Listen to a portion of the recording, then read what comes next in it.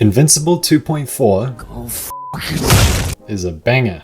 But there's also stupid stuff here. Let's talk about it. For the first time, we get to see the direct aftermath of Omni Man's milk run from season 1. For whatever reason, committing genocide in Chicago isn't as therapeutic as he expected. In fact, he's feeling a bit blue, so Nolan opts for drifting into his sun. But before Sudoku can be committed, a Thraxan ship appears and it's not so keen on the whole being barbecued situation they find themselves in. Omni Man decides to save them, and then in a move that would make Zeus proud, immediately decides to get the bug girl he saved pregnant. More on that later. Back in present day, Invincible confronts President Dadman. I love pretty much everything in this episode done between Mark and Nolan. You feel the mental rollercoaster Mark is on. The way he fluctuates from shock to fear to rage and back again. But ultimately,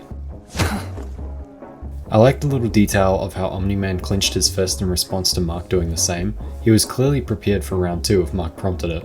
The wholesome reunion moment is short-lived though, as Mark finally catches up with the fact he's been essentially kidnapped. He's a quick one, this kid. And has no way of getting home. But that's not going to stop him from trying. Mark is out of here. Nolan manages to talk him down, promising there is something on this planet that will change Mark's mind. Suffice to say, this doesn't land too well. The real surprise though is that Mark has a brother now, a little eggplant ass looking turnip child. I'll do a quick surmise of the side plots. Debbie's going through her depression arc, and as much as I empathize for this character, what has she actually done this season? Invincible 1 had her playing a proactive role in uncovering the murders, and it was genuinely enthralling. This time, she takes up like 30% of the screen time per episode and it consists of nothing but moping. Again, I understand why, but it gets pretty repetitive after a while. I will say the scene where she sits down with Art is great. How he consoles her with the truth that in raising Mark she essentially saved the world, that was a great touch. I don't know, I might be alone on this, but in episode 4 being taken out of the really interesting plot with Mark and Omni Man to watch B and C stuff was a little frustrating. Case in point, the surviving Mauler is murdered by his clone who then creates a clone himself, essentially doing a factory reset to the status quo. Quite literally the definition of padding. We're not done yet though, because Donald is a character. Donald goes to check out the site of his previous murder, and I gotta say, this whole mystery around Donald trying to discover if he's a real boy is a complete... We've seen cyborgs, clones, literal resurrections, and alternate realities. There is no explanation that will get me to feel like my time wasn't wasted on this. I don't care. Last but not least, Eva's depressed that she turned a playground into a sinkhole, so she takes it out on White Cyborg and presumably gets a couple people killed. We don't know for sure, but I mean... This leads to her alienating herself from Amber and William. At the end of the episode, we see her dodging all communication from her friends and going home to her parents' house. Back on Grasshopper Planet, Omni Man uses the Grimace Shake fetus to guilt trip Mark into staying. The Viltrumites are coming and best believe they are racist. Before Mark can make a decision, his hand is forced. They are here. His good boy nature goes deep because Mark decides to square up with Lucan to protect his brother and promptly gets folded before Omni Man steps in and turns Lucan into a kebab.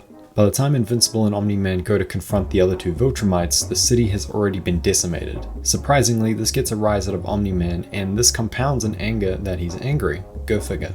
Mark reassures the homicidal Superman that this is normal, and it shouldn't have taken 2 genocides to get an emotion out of him, but hey, slow progress is better than none. The ensuing fight is the best in the season, if not the show so far, split into 2 halves. The first consisting of Mark simply surviving and Nolan having to save him at multiple intervals, and the second after a pep talk where Omni Man provides the following fatherly wisdom. Stop holding back or you're gonna get us both killed. And Mark decides not to hold back anymore. Ultimately, both father and son win their fight, but Mark, in his hesitation to kill, takes a severe stab wound to the stomach.